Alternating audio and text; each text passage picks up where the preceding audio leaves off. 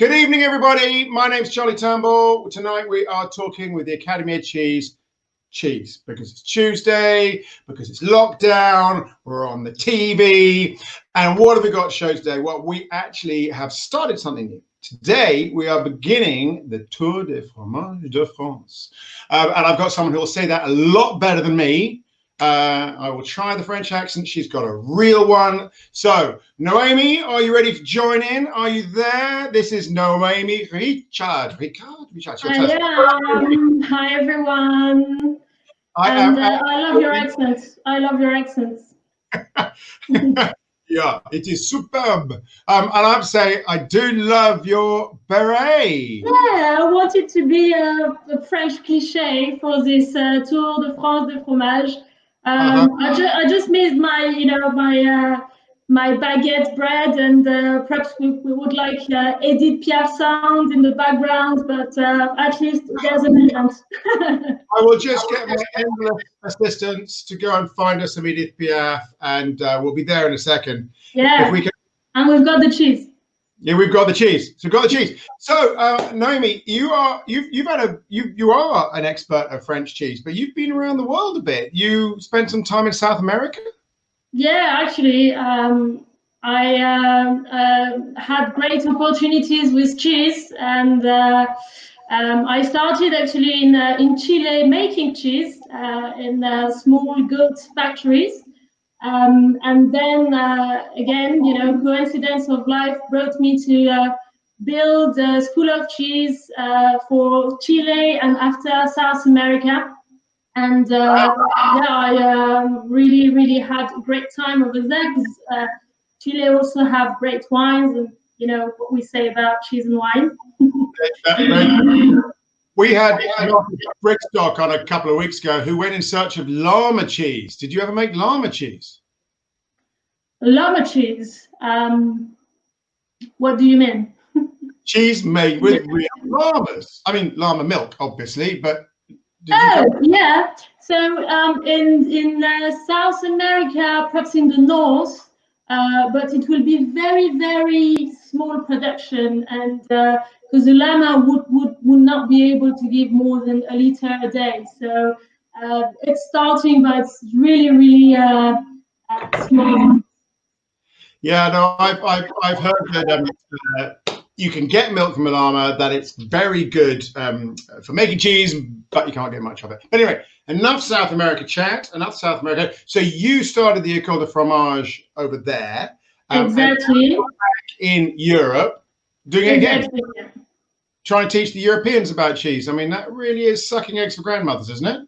Yeah, there's still things to do, and actually it was a great experience over there, because we really used to work closely with the chef, with the sommelier, and there's still many things to do, to bring the producer together with the user of the cheese. And this is what I'm now in a mission to do for Savencia with the École du Fromage, and together with the Academy of Cheese, which is again another amazing initiative to bring cheesification. Well, I'm glad to hear it. I mean, that's how we met. We fellow cheese teachers, cheese teacher. We are those training partners. Yeah, man, absolutely love it. So now let's get started. We've chatted. We're looking to do these every 2 or 3 months, and we decided, or you decided, that you wanted to go with the Massif Central as the kickoff point. So I believe you sent me an image, so bear with me, all you techno people. We're going to try and bring on an image of the Massif Central. Here we go. Yeah, okay. It would be good to localize it. And here we are.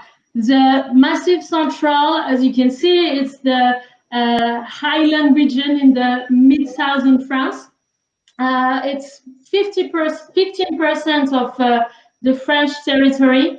And it's not by coincidence that we're starting with this, because Tour de France, Tour du Fromage, it's all a cycling concept, and one of the main Tour de France of cycling is in the Puy de Dôme, which is one of the main volcanoes in this region. So we're going to talk about what's this region. It's a geographic region that gathers different and similar characteristics, but it's also the composition of 3 administrative regions: the Auvergne, the Occitane, and the Limousin. And our different cheeses will come from these regions. But what we can say really about the area, it's first the most volcanic area in France. There's no more eruption activity, but there is a strong minerality character of the soils, and this will mean a lot as well for our cows, for our use in this region. So yeah, the volcanic activity, the volcanic presence is quite relevant, and we can find as well. I brought for you an example of the crystals here. I don't know if you can see it properly. Amethyst. Oh, we like the look of that. Yeah, this is the amethyst. This is one of the crystals that's available now on the ground in the Massif Central, and this is the outcome of the lava from the volcanoes. Now, because of the erosion, we can access to these incredible treasures, and this also tells us about the quartz, about the quality of the soils.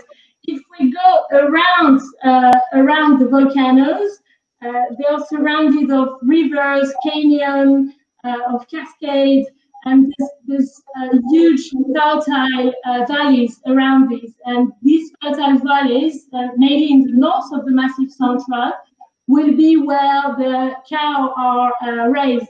So the Montbéliard is one of the main cow in this region, and the cow will be grazing part of the year and really well adapted to this valley. And a very specific. Let me stop you there. Okay. So to sum up, we've got this bloody great hill in the middle of France with the Rhone on the one side and the Atlantic on the other. I mean, is that what we're saying? That's it. Okay, cool. Now, basically, it's good grazing pasture. I mean, I've heard that your Montbéliard cows are like the poshest cows in France. I mean, are they the top notch? The Montbéliard, they're very good one. They're the second biggest producers, and they are very good for proteins. There is, for those who know about protein qualities, there is the beta kappa casein, which is a great element for cheese making. And they're very good producers of it. Okay. So I'm just going to get rid of this because we've got a little bit of feedback and we don't want that to happen. So we nice cheeses. So can you name some cheeses coming out of the Massif Central? I mean, I know one of these is going to be my favorite. So sure. Actually, the Massif Central is the first region for PDO. So the biggest PDO production comes from the Massif Central, and mainly the Auvergne, so the northern part of the Massif Central. We've got blue cheese. You know, in France, each region is really an ambassador of different cheese families, and the blue cheese really take its ADN in the center of France. But we've got also very big classic like the Cantal, similar in somehow to the British cheddar. Yeah. We've got the Salers, which is made with another cow breed, which is the Saler breed. There's also the Saint-Nectaire, a washed moldy cheese. And we've got two big blue cheese, the Fond d'Ambert and the Bleu d'Auvergne. We're going to talk about the Bleu d'Auvergne and the Fond d'Ambert. This is the Auvergne. Another big one and huge here in the UK is the Saint Agur, which comes from. Okay, so this one is the last but not least, the roquefort, which comes from the very south. It comes from the Occitane region, and it's made with used milk. So I think we're gonna have it very soon, but we wanna pair it. We're gonna talk about it with some balance aromatic balance, because it's very intense. I'm a little bit away. So let's talk about Santagur first. Yeah, and this one's available in almost all the supermarkets. And you see, yeah, it's the classic Santagur. Okay, here you go. And it's actually a cheese that's been produced for more than 50 years. And it comes from one single creamery in Beauzac, so really part of the Massif Central. It's Montbéliard cow milk. It's got many secrets, this cheese, and I couldn't even find out all the secrets. But one of the main points to get these unique flavors is the washing of the rind with the salt. This cheese is really washed and salted, and this will allow the heart of the cheese to be very creamy. We're gonna talk about. I'm sure there are people out there wanting to get into their cheeses. Is anybody out there that can hear it? That can hear us having the Santagur tonight? So one of the classic things about this cheese, as you're saying, is it is incredibly smooth. Yes, all these cheeses have what you might think of a similar cavern type of cheese mold. So this is contrasting what you might with what the British, the Stilton style, which has a spider's web cheese mold. Exactly. These are soft. Come on, focus, my friend. Exactly. Well done. Well done. And as you see, and we see, there's a difference with the other one we're going to try. The mold here is very blue green. It's a very fresh color. And there's a difference with the next one, with the roquefort. So and you can see big caverns, as you show, big caverns, big holes with what we call the velvet texture. So literally, the mold will give this velvety texture that you can also find in the. I mean, sorry, you can taste it as a flavor. You can feel it in your mouth. They're like little bits of, well, mold, but cloth almost. But it breaks up very easily. So this is a cheese that very much puts cream at the heart of its flavor profile. That's what it's got a very clean, traditional milky flavor, but creamy. So you're telling me it's washed rind? I didn't know that. It's salted washed rind. So it's just by with the hand. We're gonna make a crystallization of the rind, and this will allow the mold to develop inside the cheese, and being really protected with the firm rind during the maturation. And it's really a cheese that it's a balance between intensity, it's the power of the cavy notes, but with the sweetness and the creaminess of the paste. And I really recommend that cheese with light white wine, but we want some fruitiness in the wines for this. Okay. Have you brought anything along tonight to do a bit of pairing with? Yeah, sure. Actually, I did better than that. I prepared, just to say that if I can do it, anyone can do it. It's a little soufflé that you can do very easily with. Say it for our people. That word. Say that word again. Soufflé. Oh, that was nice. I like that very much. How would you say that? Well, we would say a soufflé, but it doesn't quite sound the same if you're not wearing a beret. Let's put it that way. There's a slight difference. There is a slight difference. The classic soufflé, it's got Santagur in it. It's very easy to do. Eggs, wheat, milk, butter. Got your soufflé, and if you have fig, this is a fig chutney with it. It pairs very well. And if you want a dairy to definitely enjoy it, I really recommend a Chardonnay from the New World. This Chardonnay will have these lactic notes that we will find in the cheese as well, and they've got as well the maturity of the fruits. It's really tropical fruit and mature fruit character, and we want that for the cheese. We don't want, in my view, red wine. We want something sweet and that balance. Mm-hmm. Okay. Okay, I've got there's a question here from Claire Jackson about what makes the holes in the blue mold. I want to come back to that because that's a really interesting question. I'm just going to put up what I've brought up tonight, which is the flock, which is that sort of I mean, it's basically a heavy alcohol, an alcohol. What's the word I'm looking for? Grape juice and where they take. Completely lost it. It's boozy wine, but it comes across as quite sweet and full of grape flavors, which I brought back from holiday, as you do. I'm sure everyone out there knows that experience. And it actually tastes really nice. It's got a kind of a pungent, very light brandy note, but in a kind of apricot elderflower kind of experience, which is working very well for me. Right.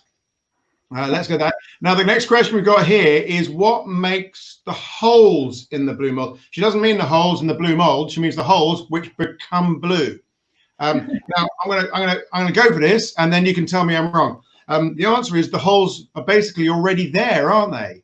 So the curd is only loosely packed together, giving space for these holes to become coated in blue mold. Am I right about that?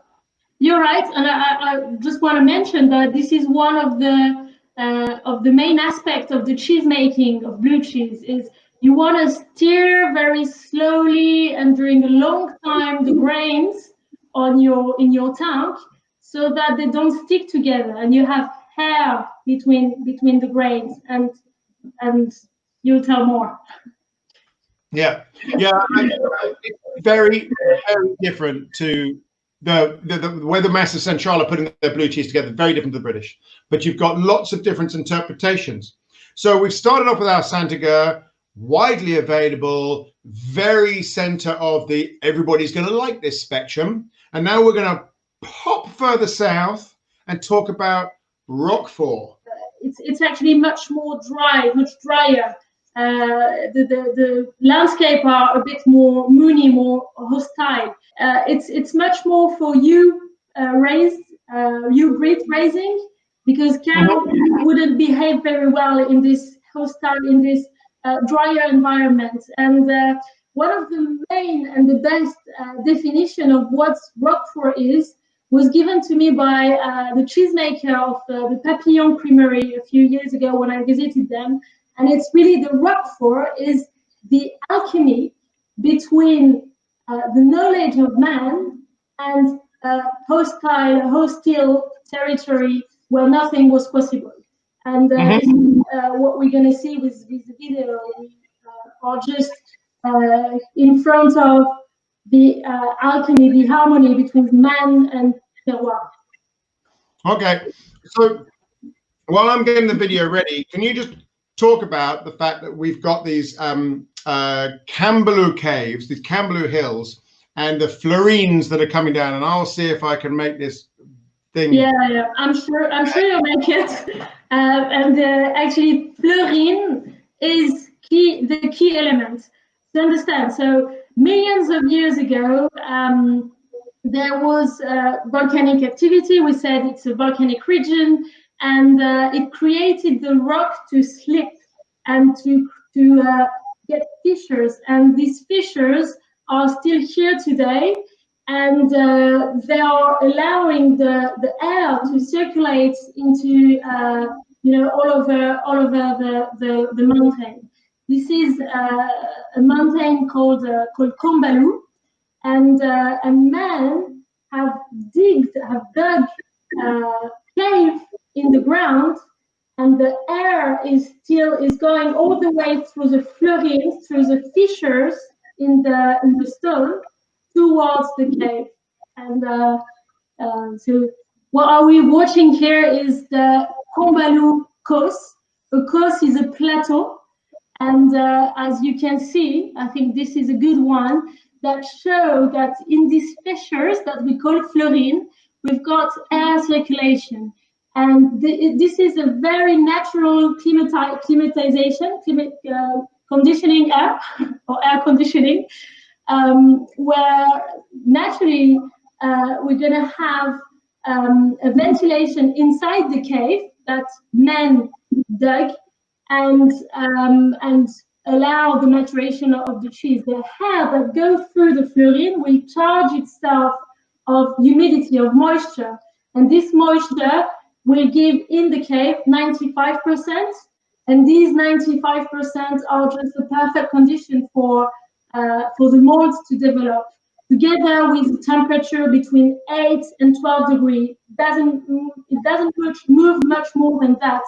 And to give you an idea, in Roquefort City, in the village that we watch here, the temperature in the winter can drop minus 16 degrees, and in the summer we go towards 40 degrees. And in the cave, all year round, the temperature is still 8 to 12 degrees. And this is just what nature can do, and men and the people in this region have really known how to observe that and make it harmony with the cheese making. I mean, I know a little bit about this, not as much as you do, but I understand that Roquefort has been around for 500 plus years, and Charles VI of France, or something like that, said to some guy who was trying to flog him some cheap Roquefort, this is not good enough. Only the people can Roquefort make proper Roquefort. And in fact, effectively created the first PDO 500 years ago. I mean, is that true? Yeah, that's true. That's true. But it's even more than the first PDO cheese. It's the first PDO food. It's the first PDO food that was created.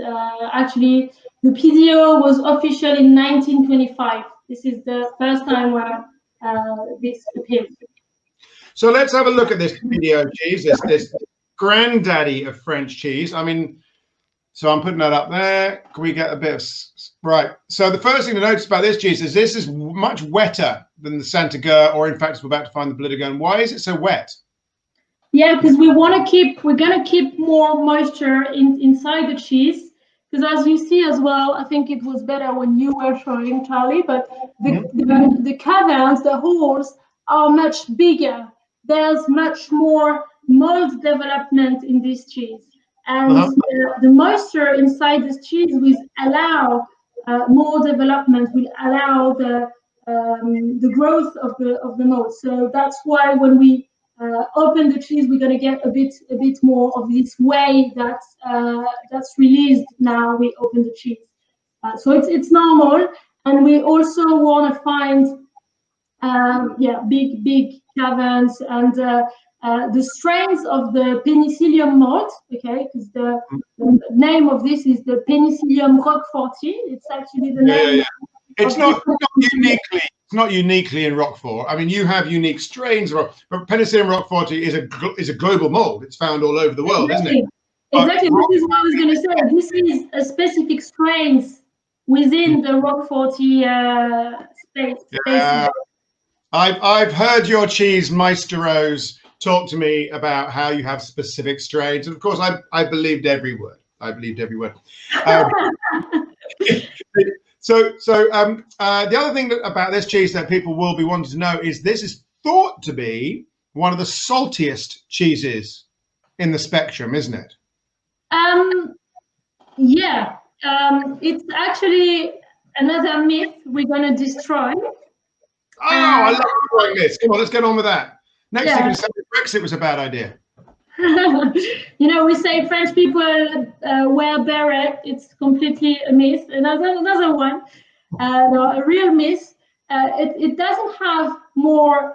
It doesn't have more salt. It's really so. Here, what we didn't say, we are in presence of sheep milk. So it's different milk properties, and the milk, the curd will absorb much more salt, but in relation we don't have that much more salt. But the salt again will be necessary to make and protect the rind of this cheese. But it's really the level of absorption and the level of perception of salt. And yeah, so this cheese you don't have to get out of your fridge more than 10-15 minutes because it's going strong really quickly because it's intense. We've got, you know, ship milk will give more fat to the mold, and it will allow more quicker development. So yeah, it's really strong and intense. So I think it's time to move on to Agur, available just about everybody who's listening, very widely spread, nice, easy eating, clean cream center. Roquefort, punchier, smaller number of people who love it, but the people who love it really love it. It's got a huge. Some people have called it the foie gras of cheese. You push it against your top palate with your tongue, and it gives a little bit of resistance, but then it breaks open, and the flavors just come through. And it's a very powerful, subtle, but it's not to everyone's taste. It's just that the people who love it, like me, just think it's the best cheese in the world. Now we're going to move on to a cheese that's the Bleu d'Auvergne. So we're going back north. Oh, you want some Montbazillac? Of course you do. Yeah, I want some Montbazillac for the Roquefort. We want to balance this undergrowth forest notes, intense saltiness. We want to balance it with sweet and, you know, again, very fruity, tropical fruit character wine.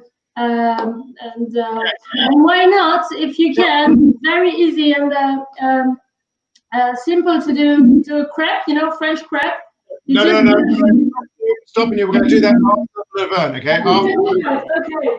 But I do want to touch on that. That is one of the best tips you will get today. Montbazillac is as good as Sauterne, but half the price. So all those people out there are thinking they want a Sauterne, they want to bring the price down. Montbazillac, that's your answer. Okay.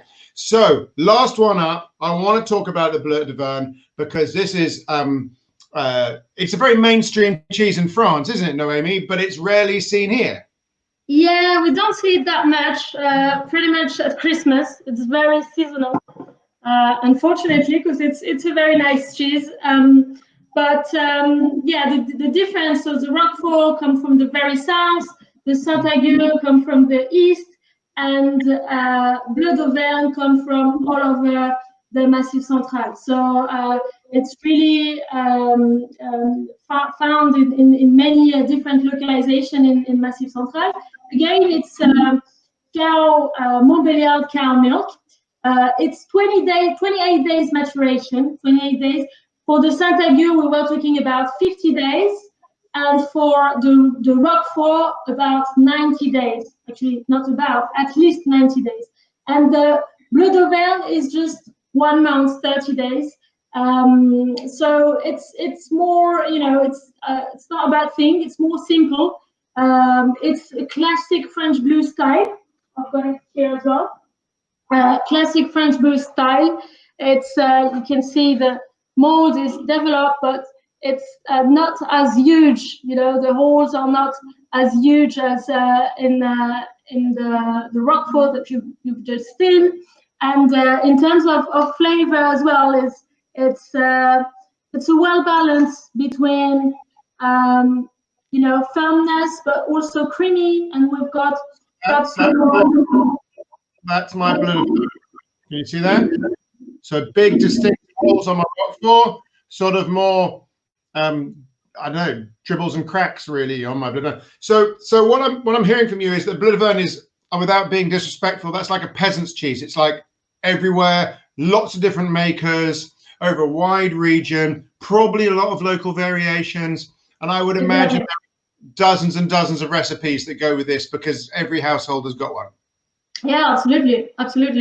Between one cheesemaker and another, you will find some subtle differences. This one is really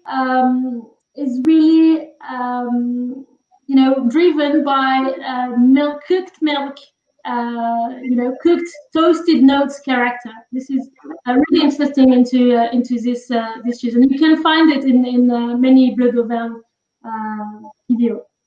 Right. I'm going to show favoritism. I think this is my favorite tonight. And what's really interesting about this, not really interesting, lots of interesting things, but you sent me a nice big chunk. You must have sent me about sort of 600 grams, which of course I did some extensive research on it. It was all for this. But interestingly, it has a salty character, but more so when cold. And as it warmed up, the flavors balanced out. And it's one of those cheeses I think is quite robust and rude when cold, but interesting and complex when back at room temperature. I'm sort of developing a theory about this. All different cheeses respond differently to temperatures, as in eating temperatures. And this one was a really interesting learning for me. Yeah, really nice. I agree. Very nice. Also, a cider, fruit cider. This is pineapple and raspberry old malt cider. I really loved it with this one and the Bleu d'Auvergne. If I may. Okay. I've not heard that before. That's really interesting. That's really, so you're looking for a fruit infused cider with a Bleu d'Auvergne. Well, yeah, love that. Yeah. This is like a fruit infused cider. It's not cider, it's grapes. Okay, Noemie, you've got a treat for us now. You are going to cook for us a crepe. Now, what could be more French than a lady with a beret cooking a crepe? So please bring it on. Actually, we're going to test now if I am a real French one. Where should I go? Over here. Okay. So basically, I made some crepes this weekend. I've got one more for you, and okay. I've never done that in front of a camera, but now it's the momentum.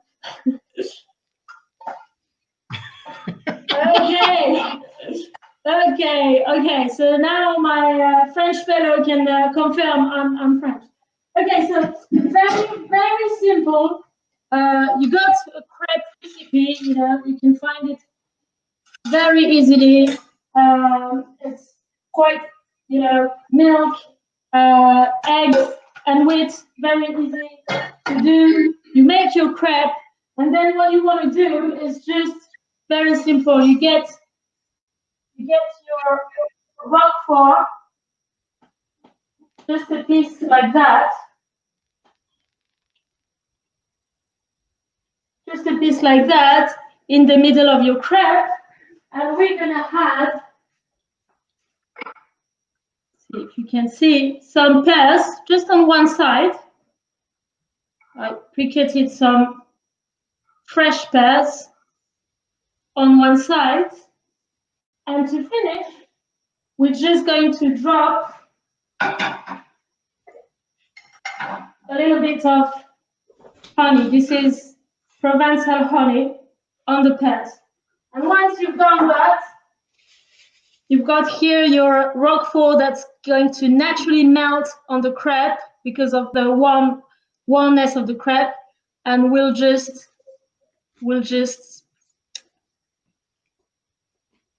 shut it like that and just enjoy and delight with our nice pairing. Very simple. Everyone can do it. I could. That looks amazing. You're going to warm that up. You're going to the cheese chilled. Yeah. The crepe was warm. Was warm, and once it's when it's warm, you just put the roquefort in it, and it's going to melt naturally on top of your crepe. I mean, that's amazing. No, not just because I've missed lunch. I'm sorry. I wish I could send it to you, but I'm going to have to eat it myself. Well, on that note, thank you so much, Noemie, for joining us and telling us about the Massif Central and the blue cheeses we've given a real focus of today. Let's see if we can bring me back in. Here we go. Carl, yes, back in the middle of the screen. It's been a pleasure talking to you. Now, we have got lined up, I think it's quite a long way off. I think it's like August or something, but we're going to come back, everyone. We're going to talk about the Pyrenees and the Basque Country. Wow, yeah, looking forward to it. We're going to go to the southwest of France. I've got many other delights for you from this region. One of the best cheese of the world are from here as well. So, I saw Carol Hopkins up on the notes there. She knows my all-time favorite cheese probably is one of the Osserratis. Awesome cheese. So I'm going to say thank you very much. Thank you very much for joining us. And thank you, Charlie. Looking forward to seeing you soon. Thank you very much. See you. Bye-bye. Well, that was Noemie. Thank you very much, everybody, for listening. I hope you enjoyed our first program in Les Tours de Fromages de France. Because let's be honest, if the French didn't invent it, they pretend they did. They have got some of the greatest, most interesting cheeses in the world, and they have done a very good job of preserving the heritage that we've had to rediscover in the UK. And although we've done a good job of it, it's great to see those cheeses being flourishing, still full of cuisine, still full of terroir, still full of community. So come see us in August for that. But that doesn't mean we're not plowing on with interesting stuff. All the best. Thank you very much for living. It's Tuesday night, it's cheese night, and I am now going to use the magic of technology to sign out and say good night from me. Bye-bye.